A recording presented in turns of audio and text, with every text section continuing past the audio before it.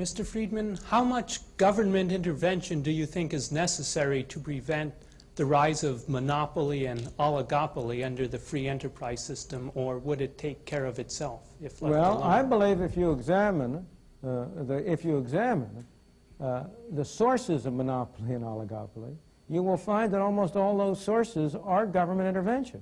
I think the situation is almost precisely the reverse. Let me put it in a very simple way. Suppose I were to ask this audience my favorite question along these lines. You have one law you can pass.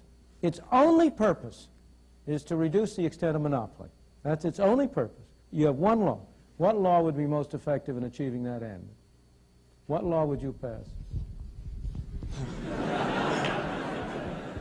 I don't mean any gimmicks. You know, it's not going to be something in which you can have a law with 4,000 different parts. I'm not asking a very complicated question. What would you do? Limit the size of the market that they could.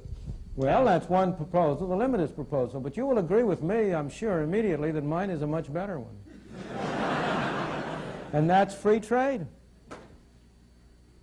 Eliminate all tariffs and all restrictions on foreign trade, and you enable the world to come in as competition to prevent domestic monopoly.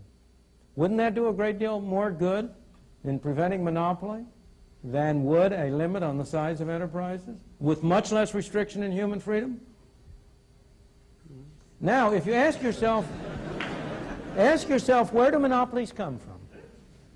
In the United States, the most important and the strongest monopolies are unquestionably those that derive from governmental privilege. The monopoly of a TV license granted by the government at a zero price. That's a source of monopoly privilege. It also has been a source of wealth for some notable Americans. The grant of a tariff protection. Would the steel industry in the United States have any kind of monopoly or oligopoly position if it weren't able to get government to impose restrictions on imports of foreign items and so on? Trade union monopolies.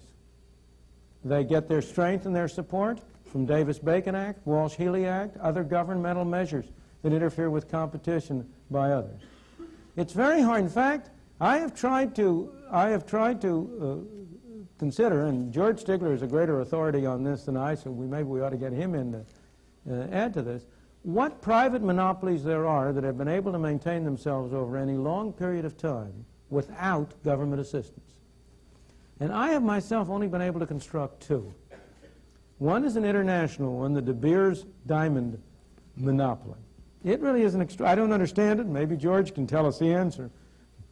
But it has been successful over a very long period. And the second was the New York Stock Exchange. Not more recently, because since 1934 it's had the help of the SEC. But before 1934, from about the Civil War to 1934, so far as I know, it had no government support, and yet it did maintain an effective monopoly. But almost every other case, you have temporary monopolies develop, and if the government doesn't come in to shore them up, they fall to pieces. The railroads became a monopoly only because they were able to get the Interstate Commerce Commission established.